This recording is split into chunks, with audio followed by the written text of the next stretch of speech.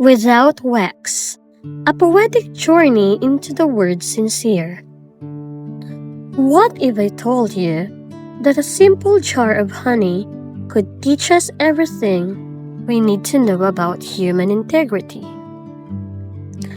Long before it became a common compliment, the term sincere was a rigorous quality control label, a stamp of approval for the purest harvests in the ancient world.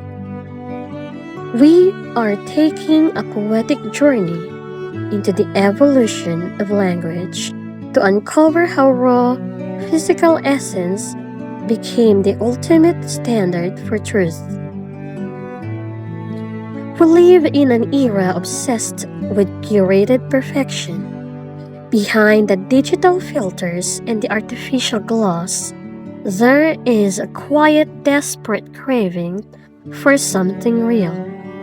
But this instinct to hide our flaws, it isn't new.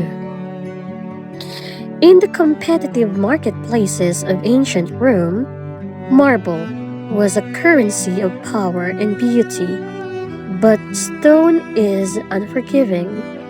A slip of the chisel, a hidden fault line, and weeks of labor were ruined. To save their profits, these honest sculptors would fix flawed marble with a secret temporary filler. It was a visual lie, a promise of wholeness that hid a fractured reality. It is the very same promise we make today when we claim to be sincere while carefully hiding our own broken pieces. The secret ingredient of this ancient fraud?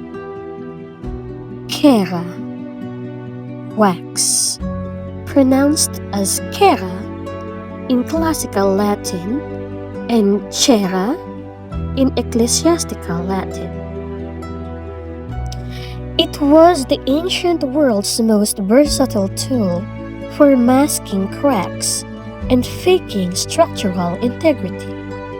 Unethical merchants would take warm wax, pack it into the stone, and create a beautiful facade. But under the unforgiving heat of the summer sun, the wax would always melt. The truth would bleed out. And this deception wasn't limited to stone. Unscrupulous honey producers would use that very same wax to bulk up their jars, trading purity for profit. To find something real was a difficult task.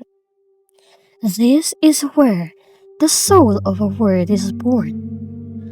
From the Latin sine, meaning without, and cera, meaning wax. Sine cera, without wax.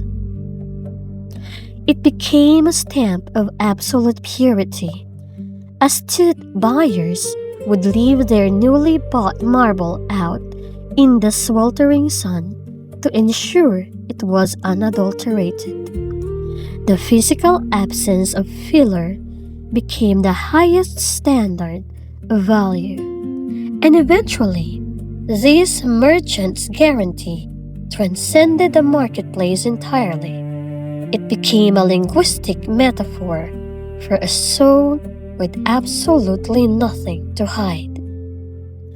Over centuries, sine cera evolved into a moral virtue. But we still use wax today, don't we? Our wax consists of the social masks we wear, the ego-driven fillers we use to hide our profound insecurities, our fears, our own inevitable cracks. We are terrified of the sun. But true sincerity was never about being flawless. It is the quiet courage to refuse the wax. It is the immense strength to stand fully in the sun and let your cracks show, trusting that your structural integrity comes from your authenticity, not your perfection. Embrace the scenic Kera life. Be beautifully transparent in a world of filters, because just like pure honey or solid stone, the most beautiful things in this world require no additives to be valuable. The tale of Sine Kera. was one of history's most beautiful myths. Linguists trace the true root to sincerus, which originally meant clean, pure, or whole, and literally meant one growth, implying something is unmixed and genuine. But whether a soul without wax, or a spirit of one pure growth, the standard for truth remains the same.